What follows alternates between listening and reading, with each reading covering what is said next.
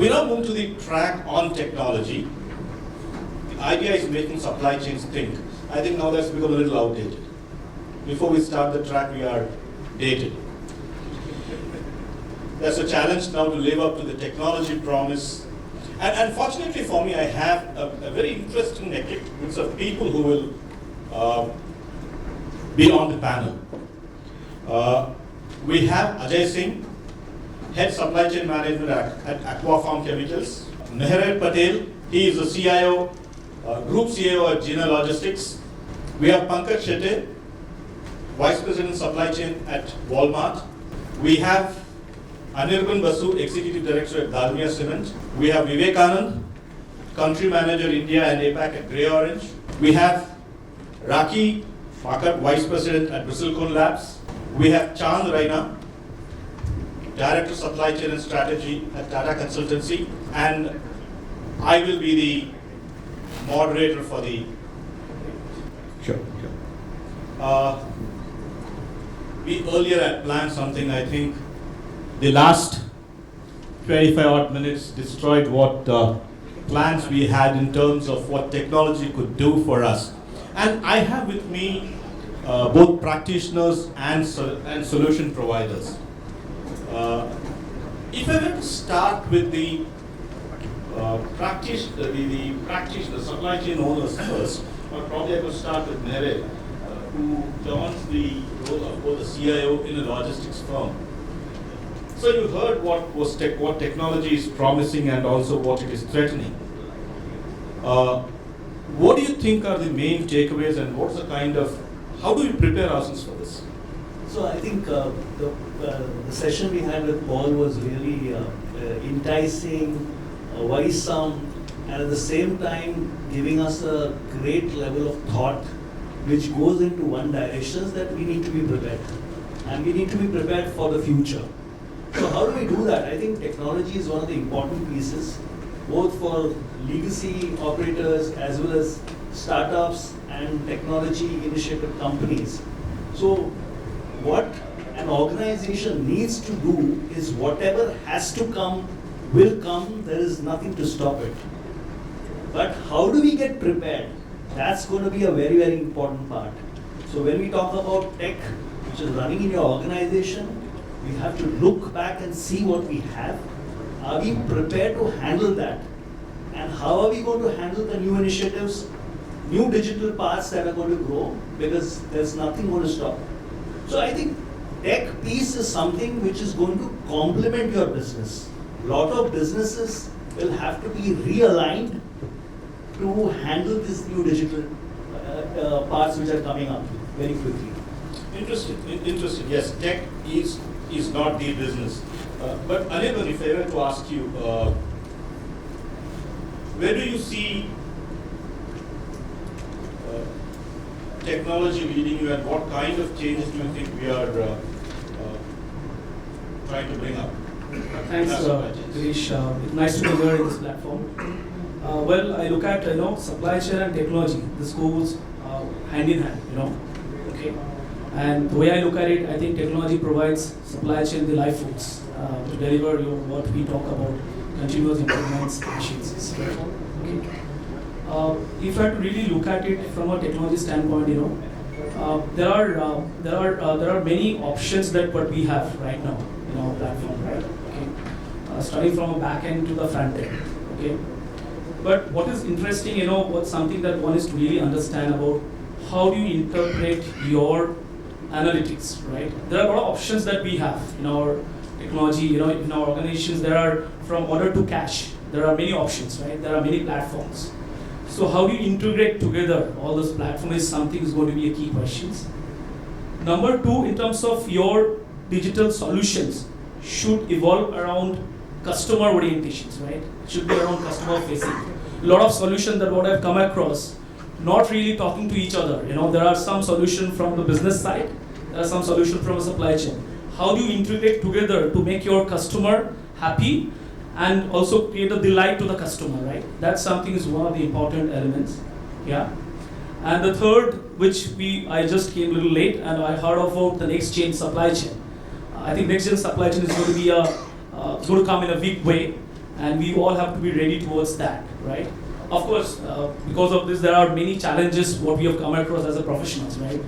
One of the challenges what I could, every day I could really think of, what is my right solutions partners, going to be, right?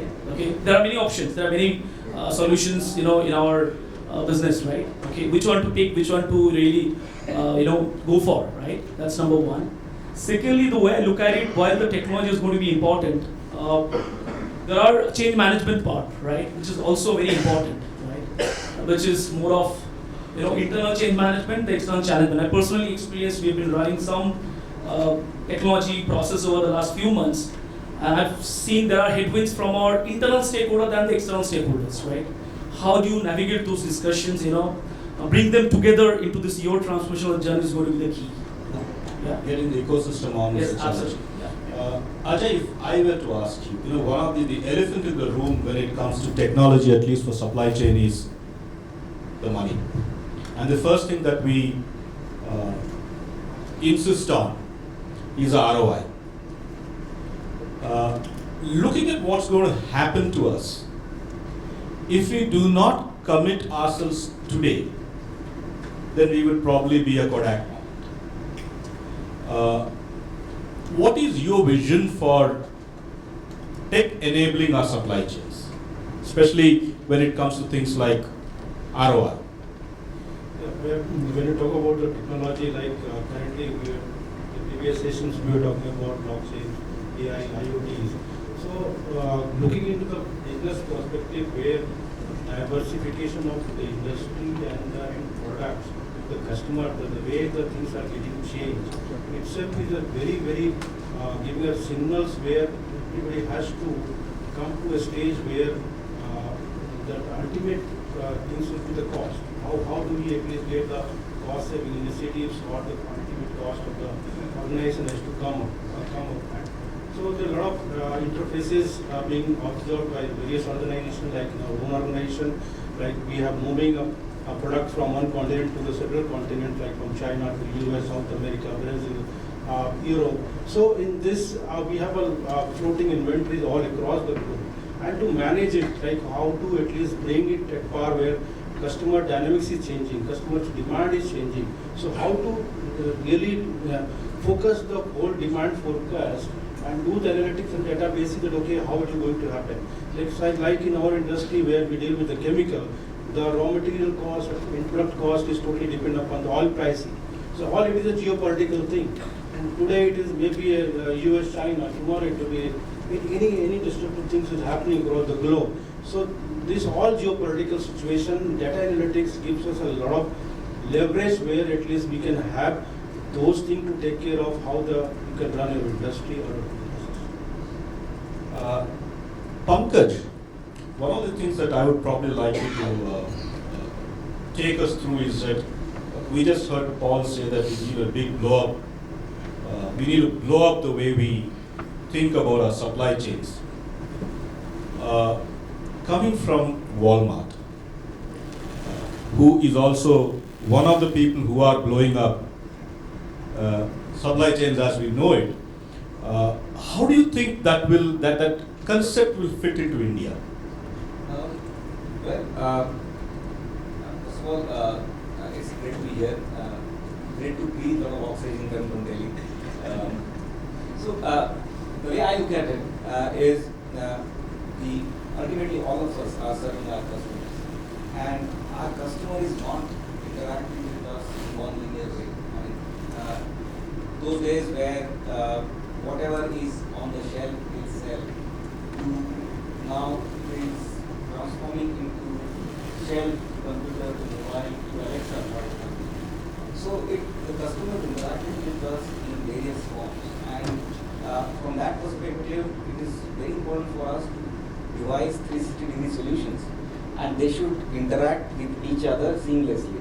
So the customer is not differentiating in terms of expectation when it comes to going to a shop, pick up product, or for that matter, order online and get the delivery at home. So the expectations are at highest level, and those expectations to be met on a regular basis needs continuous evolution of the solution and the experience that you are providing to the customers. And as the customers are changing fast, and I completely agree that we have no option but to embrace. And to me, it's an opportunity as well, because we are unlocking far bigger opportunities with technologies which were otherwise not possible. The physical inventory can now replace with virtual inventory. Gone are those days when entire assortment got to be there on the retail shelf. Only then you had opportunity to get some business.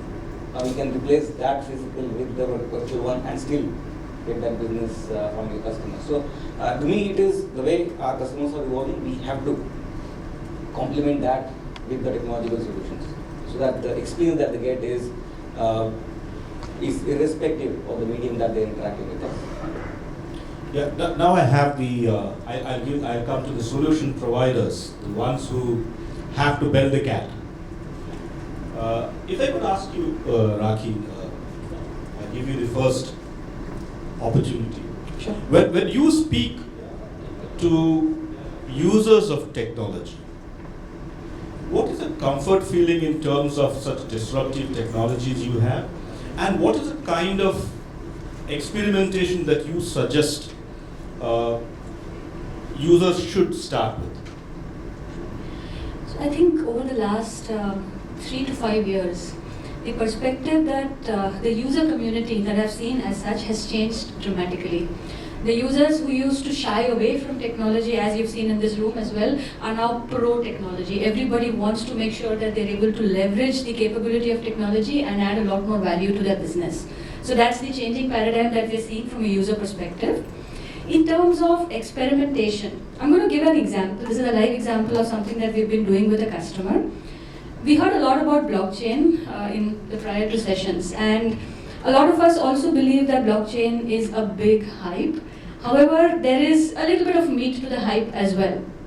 Now, you'll probably laugh at the experiment, but this experiment was done with a group of, it's a large group company which is based out of the US. And what we did was we had 3 teams that were set up for this particular group. And each of these teams was around 5 people, okay? Each of these teams were provided a teddy bear. Okay? And these were groups of people who would largely travel quite a lot. The objective behind this experiment was every group has to take care of their teddy bear in a way in which by the time we finish the experiment, the group that takes the best care of the teddy bear will win. Now the teddy bear had a sensor that was inserted into each one of them, and we were basically monitoring temperature, we were monitoring shocks, we were monitoring humidity and so onwards. So like a baby, you had to take care of the teddy bear and say that, okay, I've taken the best care of it. At the end of it, of course, there was one particular team that won. But from a design experiment perspective, what did we achieve? We got a team score. We got the team that was best able to take care of that particular teddy bear. We got traceability of every handoff that happened within the team, across the team as well, of all the transactions that were done. And most importantly, at the end of it, we were able to correlate it to a supply chain scenario. So let's look at each of these teams as supply chain partners of yours. And each of these partners is handing off the product from one to the other. So here you got the traceability, you got the vendor rating, if I have to put it that way, or the partner rating in terms of who performed the best. And at the end of it, you got a resolution to a big problem that exists today in that particular industry, which is disputes. Everybody said it was not a problem that I created. I did not spoil your product. When I handed over, it was in the perfect situation. But in this particular case, because of the blockchain that was used, we realized when exactly which partner, which member of that particular partner community caused that problem, right? And now, of course, we are moving it from a design or a science experiment into an actual implementation as well. So my urge would be to everybody, don't think about something which is like a very big problem that you have to solve right away when looking at technology. Start with something small, prove the technology, get the proof of the ROI that you can get out of it as well, and then go full-fledgedly into it. Interesting. The experiment quite parallels what the supply chain experiment, the supply chain experience we have. Chang, if I could take on you now. We heard a lot of promise. Some of these are from people who are what you would call wet behind their ears. Young people with no big organization backing them, but with all ideas. Tech requires that kind of nimbleness and that kind of. So when you start looking at solutions and if you start looking at problems, what's the kind of integration that you're looking at between what can be achieved and what can be sold? Because I know tech can do a lot, but what can be sold is a different issue. What's the kind of integration you're looking at? There has been a lot of rather huge responsibility which has put on our shoulders by Paul, and he happens to be staying besides me, so forgive me, don't push me down the podium. This is a very pertinent question, and I see today everyone talking about technology, digitization, seeing future 5 years ahead of time, 10 years ahead of time, which is very important, which is very, very key and critical. I advise to CFOs and CPOs of the world, and they do ask me same question, John, what should we do? Over the period of time and having worked with significantly large number of customers across industries, across verticals, across different countries, there is some strong thought which came to the mind of consultants that we need to introduce something called value engineering framework. Though most of you would be familiar with the value engineering from the automotive industry perspective, but that framework holds good in each and every industry today. So now I need to always stick to the core values of my business, and then what is the vision of my management. And as a supply chain management organization, over the period of time, the trend has happened that this organization has, everybody expects us to be a value-driven, self-sustained organization, drive the value for the organization and remain sustained. The CEO does give today a clear-cut mandate to the CPO that drive the value and show your visibility and presence and be there. Otherwise, anybody and everyone can do the procurement. Unfortunately, I have seen a lot of companies doing that. So when we do value engineering, we need to see that what is the output of that product or that function which is delivering my business value, which is delivering my top line and bottom line. Now, what are those things which are must-haves? What are those things which are good-to-haves? And there are a significant number of things which I may not need from the business value perspective. But at the same time, I need to drive that digitization or automation as well. We are talking about selfless procurement, we are touchless procurement, we are talking about an organization which would not have the people there executing those tasks. We are talking about robotic process automation and so on. We definitely need to have some invest in the digital side of it. So my view is that there has to be a dedicated digital organization who will do this due diligence, a detailed due diligence, and find out what is exactly the value driver for the enterprise, and then accordingly put people on the task. Separating the business out from it so that there is no disruption in the businesses, which is the core reason that organization is there. Yeah, essentially what we talk about from jargon perspective is to have a bimodal strategy where you have your traditional business run on traditional lines, but incubate a small innovation center which looks at supply chain innovations and technology experimentations, probably without looking at ROI, which is a big killer in the whole process. Vivekanand, if I were to come to you, are in an industry which is renowned for its embracing the concept of low manpower costs. Warehouse. We feel that warehouse costs are, at least human costs in warehouse are insignificant. They get dime a dozen people. The significant problems there is that if you go to most of these places, you can't hire people from outside. The problem with backhaul is that most places are organized enough and they don't let you have a vehicle move out. For example, if you're taking something to Baddi, from Baddi you'll have to take a truck which is registered in Baddi, you can't send it out. So we have some of these Gunda elements ruling the supply chains in India, which fortunately is not there in the rest of the world. So if I were to come to you, Vivek, and ask you this question, you're trying to bring in the kind of technology we saw in the warehousing segment. What are the challenges that what is it that you wish people would see in this technology?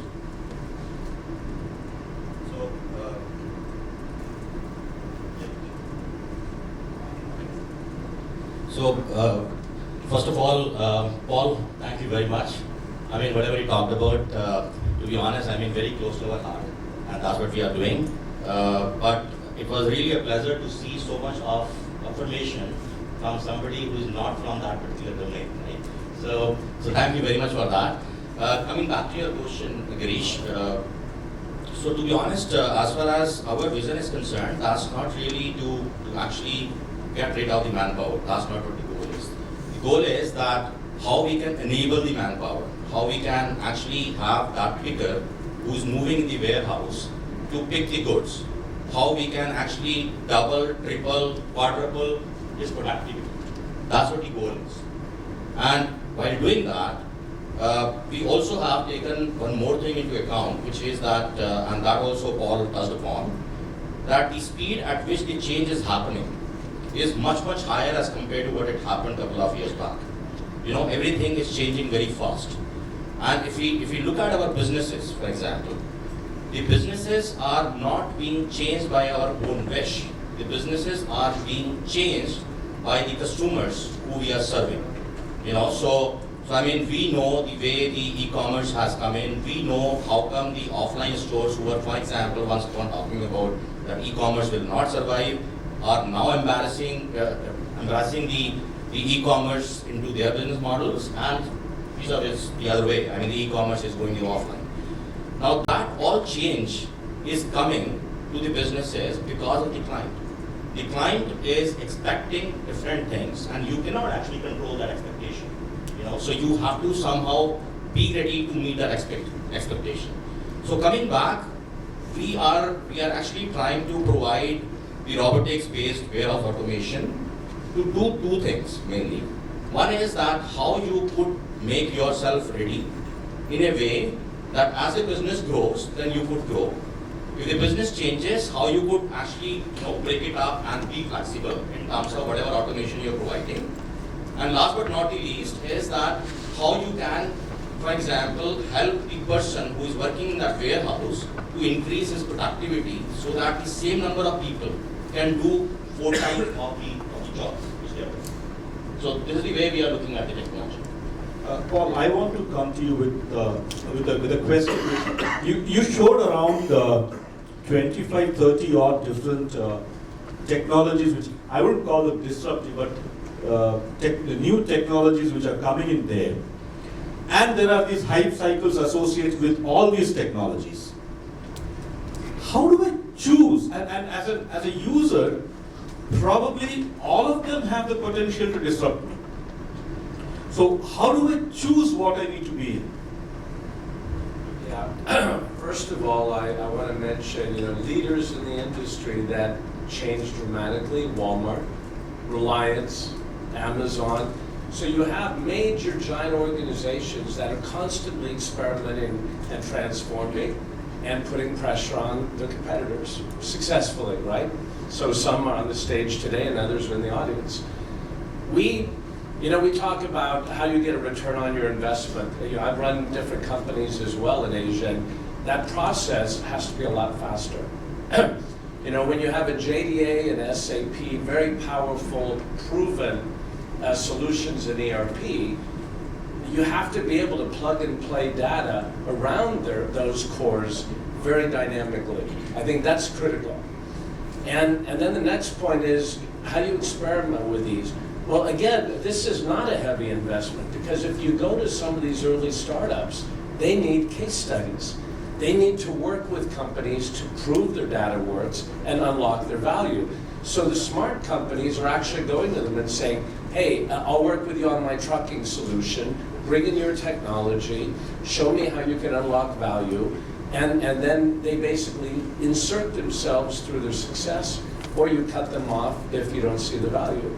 But you need to be courageous enough to invite some of these startups to come in and work with you and give them specific projects with your team to unlock the value. And that's not a heavy investment, it's just an effort. And again, the employees that you hire, they have to be employees that want to grow and learn and change versus what we looked at in the past.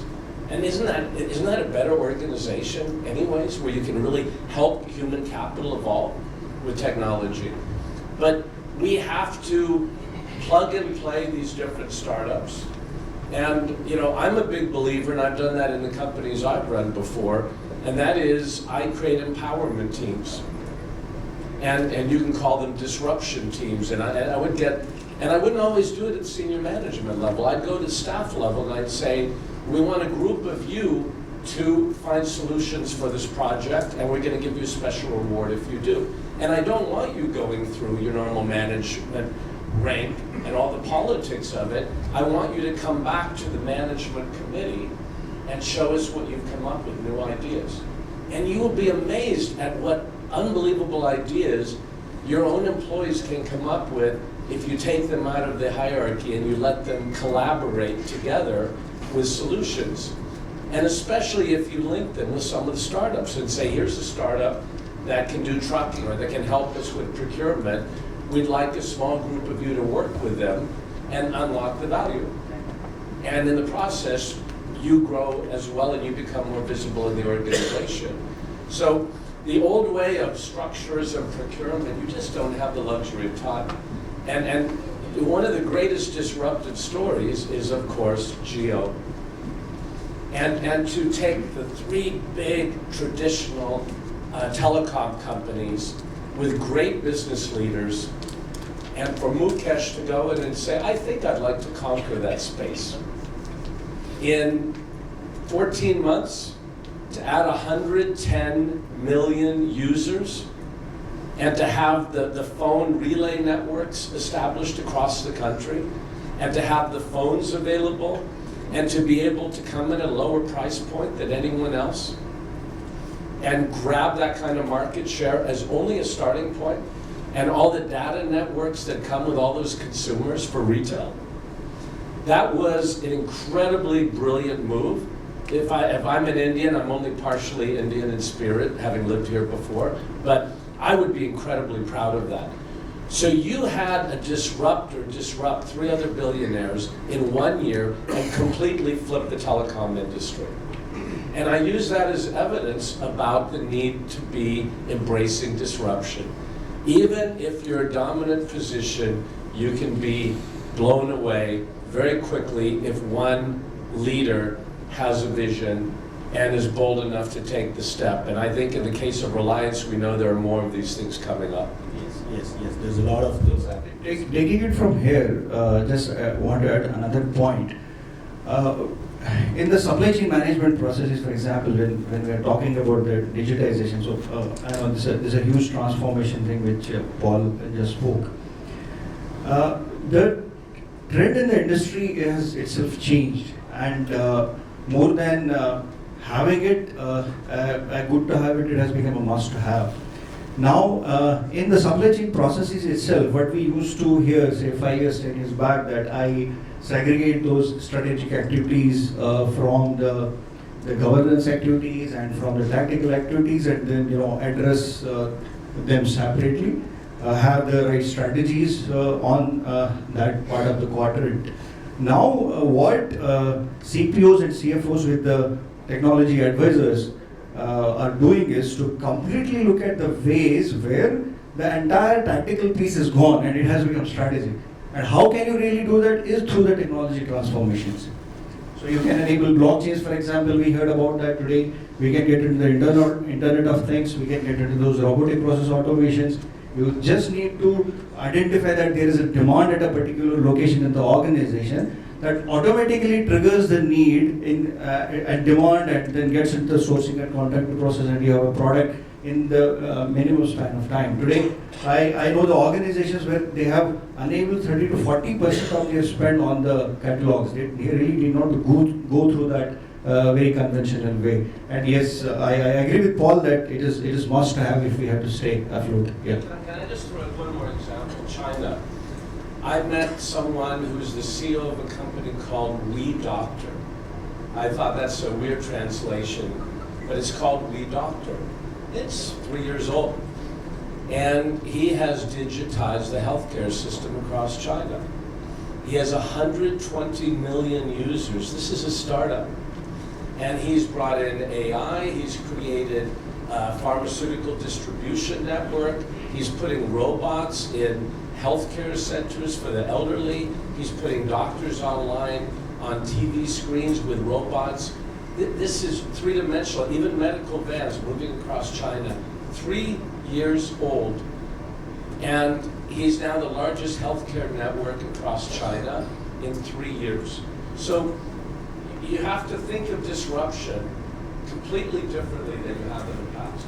And as tech companies, isn't that great? One of the other issues that also I would like you to probably throw some light on as we close quickly is India currently slipped from its competitive ranking index pretty bad. And surprise, surprise, one of the significant contributors is our lack of use of technology across the industry. So here we are as a nation getting out of the competitive index ranking, becoming uncompetitive globally because of our poor infrastructure, poor technology adoption, and we have these kind of technology threats looming over us. As a CIO, what are your worries today? Apart from the ROI. Yeah, so my take on the digital part is that how do you mold yourself to this digital landscape?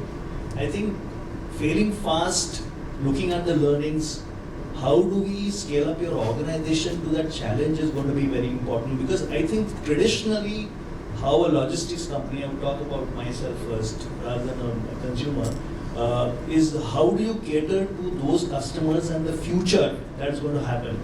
So there are startups are basically playing a great role in this, is moving ahead. So almost 6% of the digital logistics startups are playing so great roles and coming up with niche solutions, as Paul and rightly the others said, is that how do you identify them, correlate with them, and take the solutions ahead. So there are a lot of these AI-related customer portal solutions, blockchain solutions, which are futuristics and could be adopted.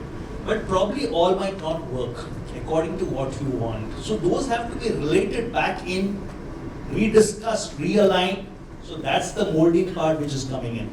When we're talking about the logistics industry, Industry 2.0, the new logistics policy that's going to come up, is also going to come up as a leverage for automation in all your port systems, all the custom clearance situations which are going to be now API enabled, and also paperless offices, e-dockets which are going to come in.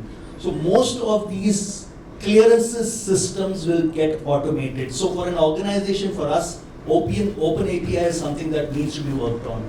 You might not necessarily have those systems, but is your internal system ready to interface into those systems is going to be very critical at all ends, not only for the logistics companies, also for customers. If I could just give, I think, I've literally run out of time. Sorry for the reduction in time for the panel, because I think we also now need to plan for our lunch, and before lunch we have one more presentation from a sponsor which we need to have. I thank all of you for having spared your time and come here. I also thank you for what I loved about this panel, we were all tech-like. We all used Twitter responses, and therefore we could cover a lot more questions than otherwise would get covered in a kind of panel. I am eternally grateful to you that you could bring out succinctly what exactly that you want to convey with minimum words and maximum impact. I thank you very much for having come here, and I also apologize for having eaten 20 minutes of your time away. And as a final gesture, I would like to present you with a token of appreciation